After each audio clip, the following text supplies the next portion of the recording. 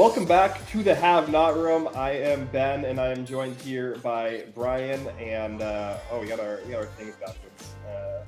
Oh God, we're reversed. I'll fix it. There we go. I am Ben, and I am joined here by Brian, and we are here to break down weeks. I guess 7 and 8, I think, or 8 and 9. I don't know of day 25. I think impossible to say at this point. I think it's like day 60, so it would be like weeks 7 and 8, I think.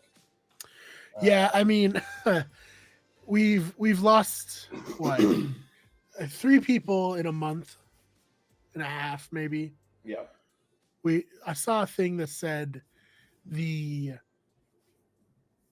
pressure cooker was like 40 days ago. Yeah. And only Jared and oh God, I'm forgetting his name. The beard, Red, have left since then. That's crazy. Yeah, well, I mean, there's been what 5 evictions or whatever, and then they just keep on. Oh, Izzy too. Sorry. Yeah, Izzy as well. Yeah. How could we forget? That was messed up of me. I'm sorry, Izzy. Yeah, we're at the final 10, like I said, we're on day 60. I think we're either 59 or 60. So yeah, we're 60% of the way through the season, and still have a good chunk, a good majority of the people still in the house. And we're not even at jury yet. Jury won't even start for another 6 days.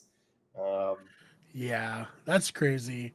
Also crazy that we're potentially entering an endgame controlled by 2 of the people who are unanimously evicted from the house. We'll get to that. I mean, first, you want to cover this double eviction really quick? Yeah, let's do it. Cameron gets voted out. We never have to see him again. Thank God it's over. So no, we hear that he's going to have a chance to get back in the house. Mm-hmm. Not what a lot of us wanted to hear, I don't think. Good for him, I guess. I guess like the one thing I can say is like he had his eviction of Jag derailed, so I guess it's kind of fair for him to have a shot to get back in the house. I don't know how you feel about that. That's some real coke by me, by the way.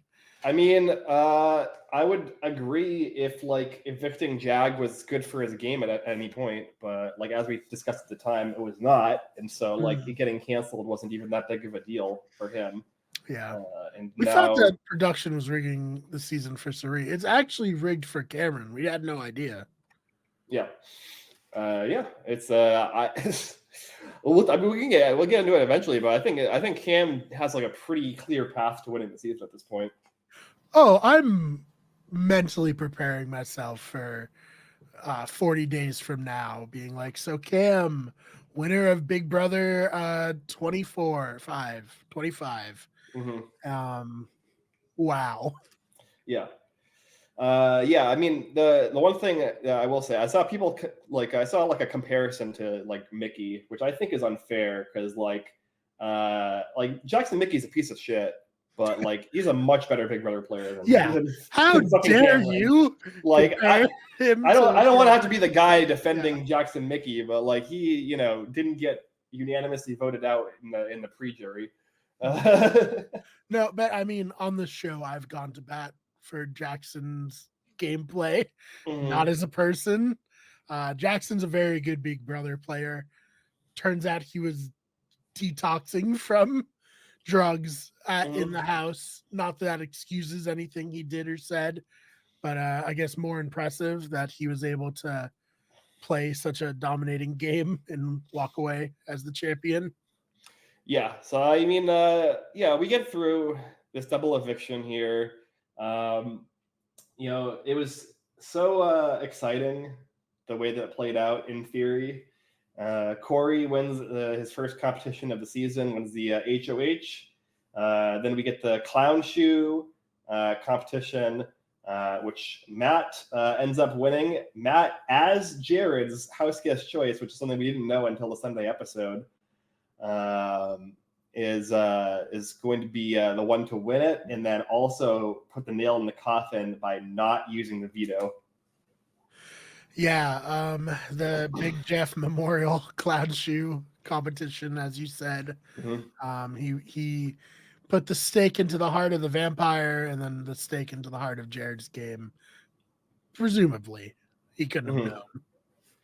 Yeah, and you know what? The fact that Matt was able to do this and then immediately turn around, as we saw on the Sunday night episode, and essentially do like an enormous amount of damage control with Cirie and be like, hey, if I had used it on Jared, you would have been evicted instead. And like that basically working. And Cirie at this point, like on the episode, in the diary room even says that like, if she's getting played by Matt, then she should probably just like resign from these games.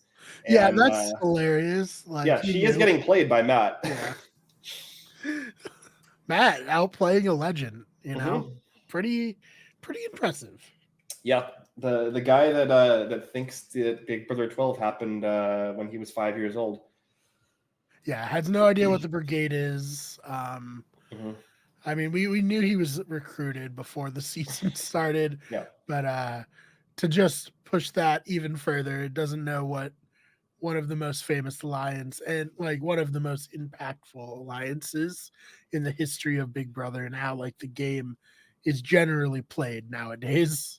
Yeah, a strategy so effective, it was used subsequently 2 extra times to like even more success each time. I mean, it's a strategy that has been said to have broken Big Brother, but people for some reason don't do it every season. Which, thank God. Yeah, thank God. Definitely it's good that we get players that aren't just like, yeah, let's just do the brigade strategy, because BB 7, very boring strategically, and BB also pretty boring strategically. Yeah, it's just so effective that it sucks the fun out of the game. It literally locks everybody out from being able to play. Yeah, but credit to the players who can pull it off. But yeah, I will see. It's kind of late for the fugitives to potentially make it work. I don't really particularly think that any of them know how the strategy itself functions. I don't think so either. But it doesn't matter, because when you win every single comp, you don't need allies.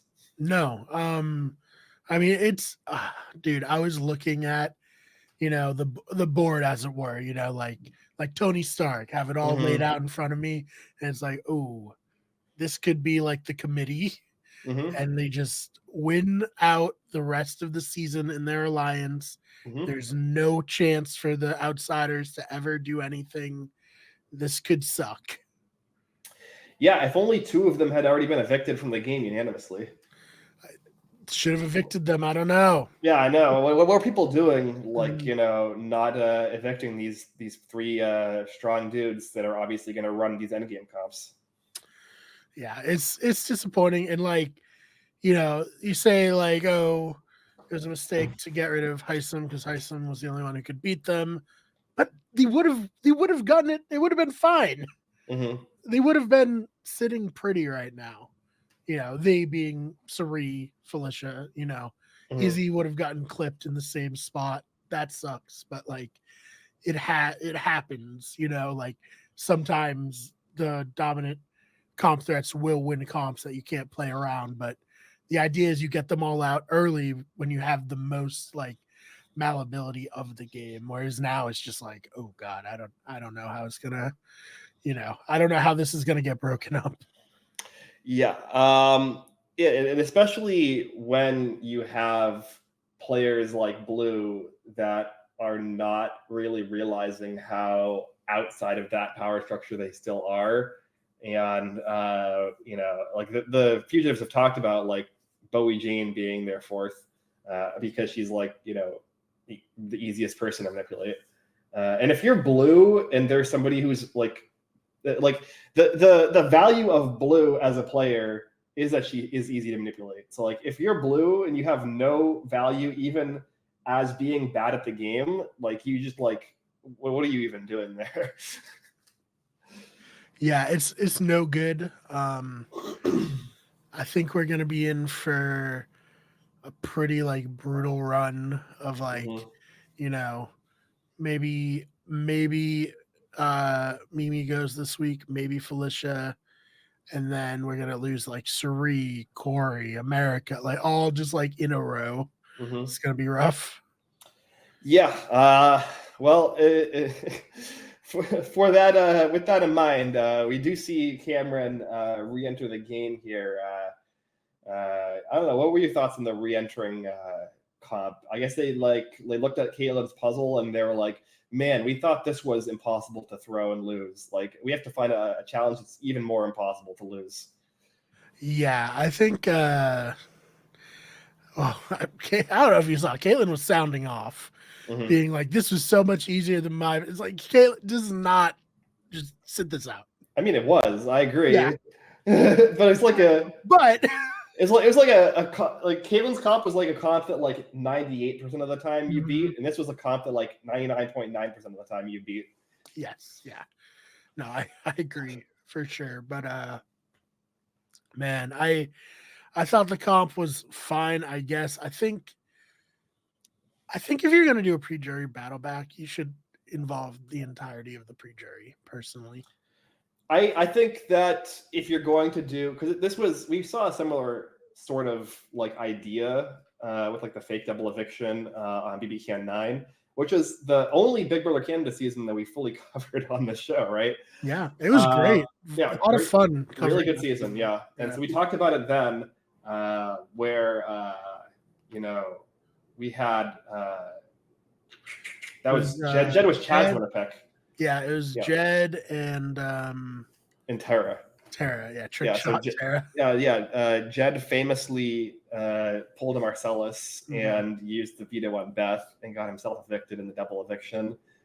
Went out with Tara and then lost to Tara in the battle back. But when BB Can 9 did it, they did it all in one night. Yeah, right? It was fun. It was a cool episode. It was like, whatever, this is like a single eviction with a little razzle dazzle. Yeah, they didn't have a fake double eviction and then an entire week of nothing where it's just like two evicted players that are hanging out and socializing in the house and getting to like screw around with the strategy. And then we spend the entire week just to like not evict one of them. It's like, what a waste. I'm pretty sure they just introduced this twist because the way that their schedule had to line up where they couldn't have a Wednesday night episode because of the Survivor Amazing Race. Yeah, they were like, hey, remember how Camp Comeback was a horrible twist and stifled gameplay? Let's do that again, but just with two people. Also, like, they wanted to like theme this as a zombie thing, right? The whole threat of zombies, like the reason they're scary is because they're like a horde of them. So bring like two zombies is like something that the protagonists, of a show just kill as they're walking and talking, right? It's supposed to be like a lot of zombies coming back all at once. Also, zombies generally are able to do something against the humans and not just like battle each other. Right? Yeah, that's a good point too. Yeah, it should have been, I don't know, facing off to try to eliminate zombies one by one. I don't know, like Paul and Cody did way back in BB19. I don't know. This is terrible. I'm not like you said, it seems to be just because they couldn't have a regular week this week, so they needed to do like a bullshit week. Yeah. I mean, what were they airing on Tuesday? They couldn't move the veto episode to Tuesday. Like, I don't know. Buddy Games, right? That's. I think Buddy Games. Buddy Games is on Thursdays, right? Oh, it's on Thursdays. Oh, it's Buddy Games before. It's before Big Brother for some reason. Yeah. Yeah, you don't want the audience that you promoted the show on to like stick around, right? That'd be a terrible way to do it. Like lead into Buddy Games. Well, yeah, they've done it before where they're like, okay, let's hope that people who watch Big Brother keep the TV on for the next hour as they like go and, make dinner or get a snack or a drink or something. And then they come back 10 minutes in and they're like, what the fuck is this? And they stay tuned. Instead, what they're doing is they're like, oh, Big Brother eviction. Obviously, that's going to be at 8 p.m. Because, the schedule is different every other week. So you have to guess when the episode is going to be on. And they tune in at 8 and it's like Buddy Games. Oh, okay. Well, I guess I'll just keep it on. Big Brother's going to be on an hour anyways. Yeah, I mean, keep it on mute. They did get my ass that way. I was like, wait, Big Brother's not on. But then I was like, I guess I'll watch the Lions and Packers for an hour. Yeah. So didn't work for me. Sorry, Josh Duhamel. Yeah. I saw on Twitter people were like tuning in early for the eviction that like the last 5 to 10 minutes of Buddy Games this past week was actually kind of chaotic and drama filled. So messy. Okay. Yeah, some messy gameplay on the fun family friendly game show. If I had known that there was going to be gameplay at all, I maybe would have tuned in. They made it seem like Wipeout, but at a summer camp in the promos, which to each their own. Wipeout was very popular. Wipeout was great to put on the background when I was studying in college. Mm-hmm. It was like, I know there is an American Ninja Warrior, but I think Wipeout really encapsulated the American culture in a way that Ninja Warrior maybe encapsulated the Japanese culture. Mm-hmm. So it's like when I watch American Ninja Warrior, all I can think about is like how cool watching Ninja Warrior for the first time back on G4 was, and how it feels like a little out of place. Like, really, they're gonna climb Mount Midoriyama in presumably California or whatever. It just doesn't feel real. Whereas like Wipeout with giant balls and people smashing their face with silly sound effects, that's way more American. Yeah, I mean, the vast majority of Americans are not, beating the warped wall. That's for sure. So. Hell no. Yeah. I mean, in fairness, at least when I watched Ninja Warrior, like the reruns on G4, most people weren't beating the warped wall at all then. Yeah. Let alone like Americans trying to do it either. Yeah. So definitely, definitely that's the vibe you get from Buddy Games for sure. Lowest common denominator Americans, just like, reliving the glory days kind of vibes. Anyways, I never went to summer camp, so none of this summer camp stuff appeals to me very much. Yeah, I did. The closest I had was like band camp. Right. Yeah. Which I think is a little different than like the traditional summer camp. It is different for sure. Yeah. You're there for a reason other than for your parents to get you out of the house. Yeah, exactly. So whenever like, the only connection I have to any kind of summer camp thing is watching like Friday the 13th. So that's what I associate with that aesthetic more than anything. Is like people getting murdered, not having the time of their lives. Yeah, I mean, well, you obviously didn't check out the Buddy Games film that the series is based off of. No, I did not. Yeah. All right, back to Big Brother. We have a very limited time frame here. We spent about half the podcast talking about Buddy Games. A show that you're welcome, Josh Duhamel. Yeah. Speaking of Buddy Games, and Josh Duhamel, his bestie Matt, who intentionally chose what ended up being a punishment, is now the current mastermind of the season. We all knew he was. Yeah. He said he wanted to be like Tyler, and he is. Yeah, sure. Yep. But yeah, no, it's disappointing to have this current configuration here of the dominant alliance. I think I guess it was a little sad that Jared got voted off, in the sense that I really like Cirie and I'm rooting for Cirie, and that sucks for Cirie. And he cried and it's like very emotional, all that. All I can think though is that like Twitter meme where it's like they're beating your ass in the quote tweets. Like that's Jared's experience today on these exit interviews. Yeah, I mean, I think that like, hopefully at the very least he'll, come out of it and be like, oh, Cirie is better off with me not in the house. I hope so. And for what it's worth, the Challenge USA season 3, Jared will be on that season. Oh yeah, no, There's no doubt. Lock him in for sure. Yeah. Yeah. I think he'll do better at the challenge than he will at Big Brother. Yeah, and that also leaves Cirie and Izzy open to go in the Amazing Race together. Yes. Oh, perfect. It's all coming together, CBS. Yeah. Which first episode was that good? Did you watch it? Yeah, it was pretty solid. Yeah, the cast is big. It's it's 13 teams instead of the usual 11.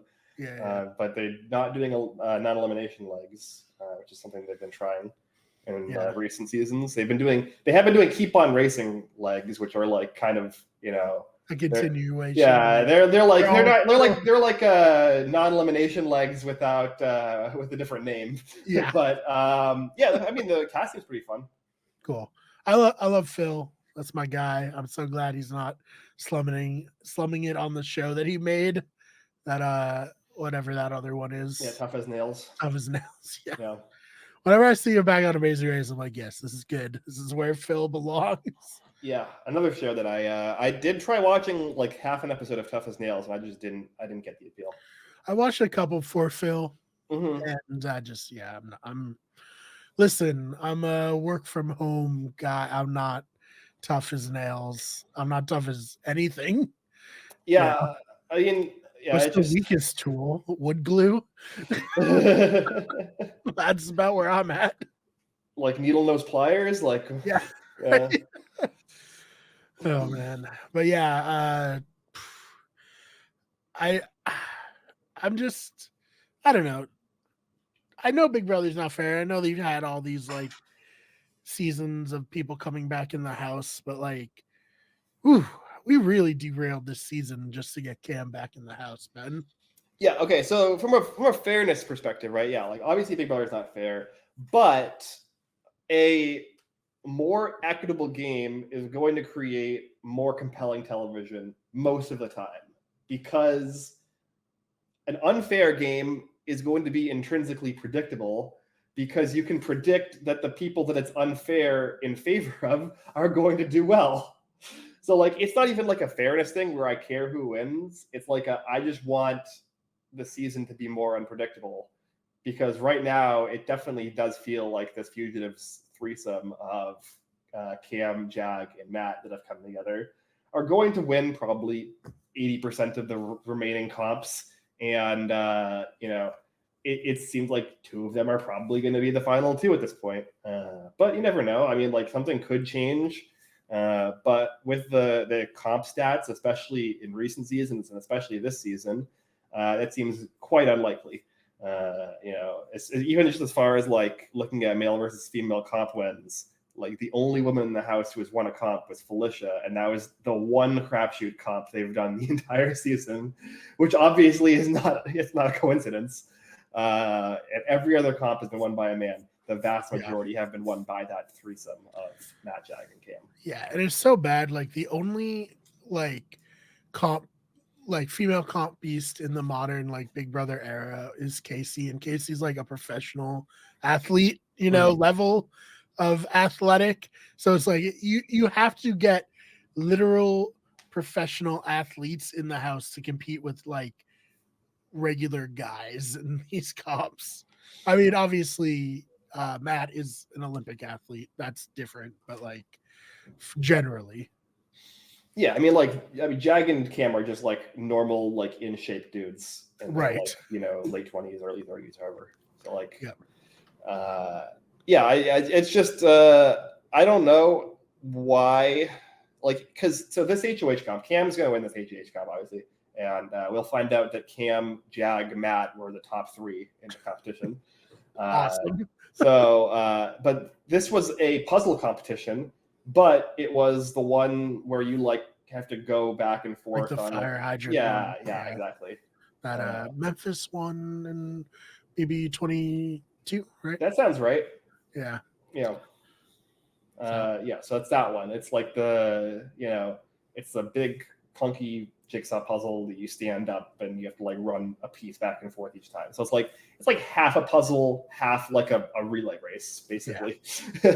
Something that's gonna favor someone like Cam. Yeah, somebody and like it's just kind of like athletic. Yeah. So yeah, I don't know. I don't know why we've gotten. I think we've only gotten 2 booth comps really this season, and Cam won one of them. So not great. Not great. Which is also like kind of a thing too, where it's like, even if you have like a smattering of equitable comps, statistically, the ones who are going to be favored in the ones that are like super physical can also win those ones too, theoretically, even if they're even. So yeah, I don't know. I've said before that my favorite type of comp on Big Brother are crapshoot ones. Yeah, because it's exciting when anyone can win, and it's exciting when you have to play as if anyone can win, and you don't have to just make a 3-person alliance of the 3 people who can win comps. I agree. I totally agree, and I think there should be more crapshoot comps. Honestly, everyone takes a rock out of a bag, and whoever has a colored rock is the HOH winner. I'm fine with that. Yeah, I mean, like the one like Felicia won is like fine and reasonable. Like even the one that like even the buddy games one, like the Bowl Arena one, like that was theoretically favored people who are physical, but there was still like a random element to it. Like Matt/Jared ended up winning that still, but like there was definitely like ways for not a non-athletic dude to win those. Like even like if you want to make physical comps, you can add random components to them. Right. Oh man. So I guess what are we looking at for the rest of this season, Ben? Well, I mean, like I said, the Fugitives threesome here. Cam's gonna put up. Well, as we started filming, the feeds were down for noms. We've been in this position before, and presumably, then nothing changes. But the plan was for him to put up Felicia and Mimi on the block, with Felicia being the target. Cam wants Felicia to be the last pre-juror because he thinks that she's like one of the least likely people to stump for him in jury, which I think is fair and probably correct. I know a lot of people, Blue in particular, were pushing for a Corey backdoor or a Corey and American Nom or a Corey Nom at the very least. But Jag is like pushing off of that because I think that he feels in good with Corey to a degree, which Corey shouldn't feel that way, but I think he does. So yeah, I don't know. I think that like we're looking at right now is this Fugitives threesome has kind of usurped the position that the Cirie, Jared, Izzy threesome previously were in from a strategic social perspective. But this threesome can actually win comps as opposed to Izzy and Cirie, who couldn't win comps. Yeah, it just I mean, I guess sometimes like it takes getting unanimously evicted to wake you up. I mean, it took Jag a lot to wake up, in fairness, but he's finally here. He's finally playing Big Brother. Yeah, I mean, my worry with Jag is I don't see an end game where he wins the season. Like, I think like his best chance is against Cam, right? Because they both have the thing where like, oh, they both were evicted, so you can't really use that against either of them. But I think like if we're looking at like the holistic of the game, people, if this alliance runs out at the end, are probably going to put more value on Cam, especially if he's winning more comps. He's now won 3 HOHs even before jury even starts. Like he had to like win his way back into the game himself, as opposed to Jag, who got saved without his knowledge by Matt. So like, I don't know. I don't know who Jag beats. Like maybe he beats Bowie in a final 2, but like even that I think is kind of a toss up. So yeah, right now I think we're looking at a Matt or Cam win. Yeah, I agree. So I guess I'm rooting for a Matt win in this scenario. Yeah, I mean, look, if one of these 3 is winning, I would rather the one who didn't get evicted wins, right? Yeah, exactly. Like, yeah, just on its face, like I would rather somebody who was evicted from the game like pretty much never win Big Brother. I think it's very, there's like very few instances where I think that I would be rooting for that. Yeah, same. I guess silver lining didn't get evicted twice like Victor and come back. Yeah, and then still get evicted a third time when he should have been in a favorable position.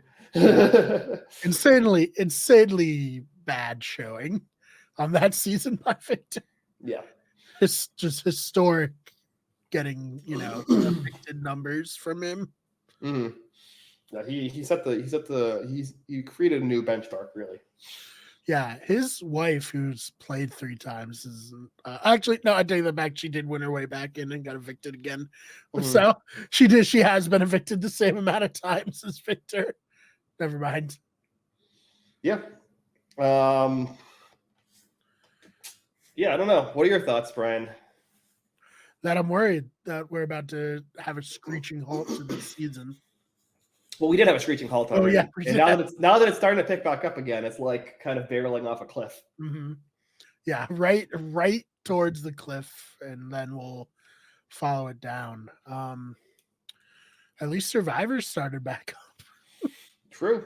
Yeah, we have more shows to watch. I guess if you're like still rooting for Cirie, Cirie is probably not getting evicted until like at least the final 6 or 5. But like no one's taking Cirie to the end, and she's not going to win a comp. So like she's kind of just in like the like she's not really in a position where she can do anything. Yeah, there's just nothing.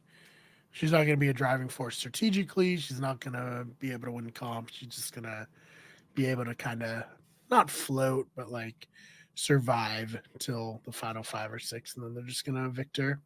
Yeah, I mean, there's the reason why they're not like they're basically like evicting Felicia here. I don't know if that even. I think it makes sense for Cam. I don't think it really makes sense for the strategy as a whole for the alliance, but it probably doesn't matter. Yeah.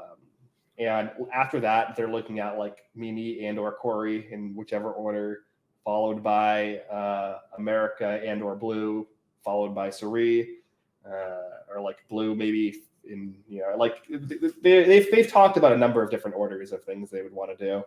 That's kind of like loosely the order, and then come down to the final 4 with Bowie. So yeah, and I really thought Mimi was gonna like turn on the gas at some point this season, but it looks like there's a chance she's just going to go out as like a very quiet entity in this season.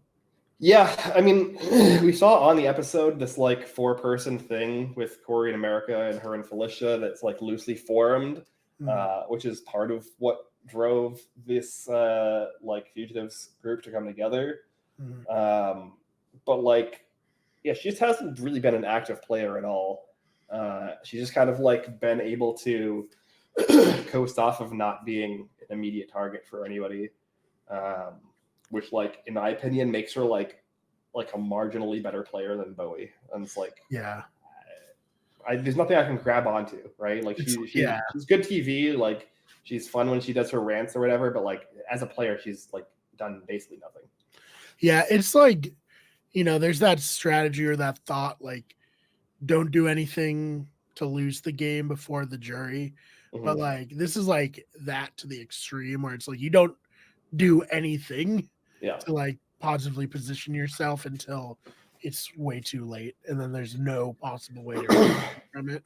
Yeah, I mean, I guess we talked about like getting put in the block could be a wake up call. Like, it seems like it's like some of it a wake up call here, but I don't know if she's going to take it and actually like reposition herself in a way that's going to work. I also don't know if like what she would have to do basically is be a bridge between Corey and America and Cirie and Blue as sort of like a duo. Blue would have to wake up and realize that she's completely been isolated out of this like Jag, Matt, Cam situation, and they have like no interest in working with her really, other than to like trick her into targeting Corey for them, which she is like wants to do, which is bad. And like if she can potentially be a rallying point for like this outside group to actually make like a 5 that functions, and like one of them is able to win a comp in the next week or two, like maybe she can reposition herself into a decent spot. But that's a lot of maybes. Yeah, I just don't see it happening. And I don't see it either. Even if they all come together, they still got to win a cup. Yeah. It's just like, that's not happening. So, yeah, I mean, like it's probably going to be a mental HOH next week just based off of like pattern. But who knows? Like it's most people like the people who have done the best in mental comps have been like Matt and Cam. Right. So I don't know. We'll see. Yeah. All right. Well, not to be too depressing here, but maybe it'll turn around. We'll see. Yeah, I mean, it just imagine like where we'd be in this season if they just let the people who got evicted stay evicted. Yeah, it'd be pretty great. And this is what we talk about when we talk about like twist design, and you talk about like what is the best and worst case scenario for a twist. And when traditionally with some of these comeback twists, the best case being a revolving door, it's like, it's just an intrinsically bad twist. Yeah. Oh, well. Well, if you liked this, we have a whole nother podcast that came out yesterday night, but kind of today at the time of recording. This is the Have Not Room. That is the Blindsiders that we do with our friend Dylan, where we talk about Survivor. Mm-hmm. And yeah, I don't know, Ben, anything you want to add? No, I mean, I'm like you said, I'm glad that Survivor and Amazing Race are back. They seem like they're fun so far, both fun casts. So we'll see how those shows go, and we'll see if the Big Brother 25 turns back around, or if it just has like a really strong first half and then like the second half falls off a cliff. We'll be here for it, no matter what happens. Yeah, and do you want to shout out your Twitter or anything like that? Yeah, you can find me on Twitter at Ben Sharon. I tweet like 3 times a month maybe. So. Right, same. You can follow me, of course, Faith BMAR, BMARR. And other than that, we have our main channel, Wicked Good Everything, and our sports channel, Wicked Good Sports. This has been Better Radio. Thank you so much for listening, and we'll see you in the next one.